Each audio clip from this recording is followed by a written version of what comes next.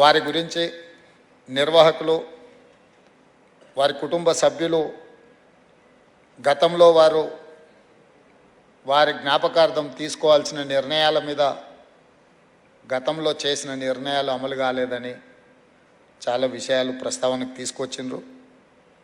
తప్పకుండా ఈ ప్రభుత్వం వారి జ్ఞాపకార్థం చేయవలసిన తీసుకోవాల్సిన నిర్ణయాలు తప్పకుండా తీసుకుంటుంది అని చెప్పి ఈ సందర్భంగా వారి అభిమానులకు తెలియజేస్తున్నారు. వారు తెలంగాణకు, తెలుగు జాతికి గర్వకారణం. వారిని తలుసుకోవడం ద్వారా భవిష్యత్ తరాలకు వారిని గుర్తు చేయడం ద్వారా ఒక స్ఫూర్తినివ్వగలం. వారు రచించిన రచనలు వారు లీనమై రచించారు కాబట్టే ఈరోజు కూడా వాటి యొక్క విలువ మనందరం చర్చించుకుంటున్నాం. వారు యథాలాపంగా రచనలు చేయలే. వారు రాసిన ప్రతి పాట, ప్రతి వాక్యము వారు పూర్తిగా లీనమై వారు ఆస్వాదించి రాసిన రచనలు. అందుకే ఈరోజు కూడా రచనలు గుర్తింపు, గౌరవం సమాజంలో ఉంది. అందుకే వారికి సంబంధించి కాంస్య విగ్రహంతో పాటు తప్పకుండా ఏదైనా ఒక విద్యకు సంబంధించిన, అది కళాశాలనా లేకపోతే యూనివర్సిటీనా ఏందనేది తప్పకుండా మా సహచార మంత్రులతో చర్చించి వారిని ఎప్పటికీ గుర్తుపెట్టుకునే విధంగా తొందరలోనే ప్రభుత్వం నిర్ణయం తీసుకుంటుందని కూడా వారి అభిమానులకు నేను తెలియజేస్తున్నా.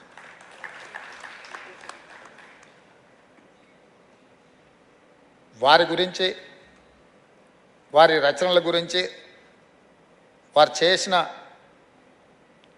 అంటే వివిధ సందర్భాలలో వారి ప్రసంగాలను కూడా సంక్షిప్తం చేసి ఏదైనా ఒక కావ్య రూపంలో, ఏదైనా గ్రంథ రూపంలో తేవాలనుకుంటే రాష్ట్ర ప్రభుత్వం తప్పకుండా రాష్ట్ర ప్రభుత్వం వైపు నుంచి సంపూర్ణమైన సహకారం ఇస్తామని చెప్పి సందర్భంగా తెలియజేస్తున్నాం.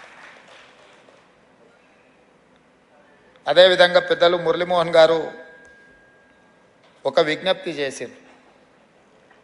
నేను వారికి గుర్తు చేయదలుచుకున్న, గతంలో ఇదే వేదిక మీద నుంచి గద్దర్ గారి జయంతి సందర్భంగా తెలంగాణ రాష్ట్ర ప్రభుత్వం తప్పకుండా డిసెంబర్ 9 నాడు గద్దర్ అవార్డులను ఇవ్వడానికి సిద్ధంగా ఉంది. సినీ ప్రముఖులు అందులో ఉన్న ముఖ్యమైన బాధ్యత వహిస్తున్న వాళ్ళు ప్రభుత్వానికి ఏదైనా ప్రతిపాదన తీసుకొని రావాల్సిందిగా ఈ వేదిక మీద నుంచే నేను విజ్ఞప్తి చేసిన. కానీ మరి ఏ కారణం చేతనో సినీ రంగ ప్రముఖులు ఎవరు కూడా ప్రభుత్వాన్ని సంప్రదించలేదు.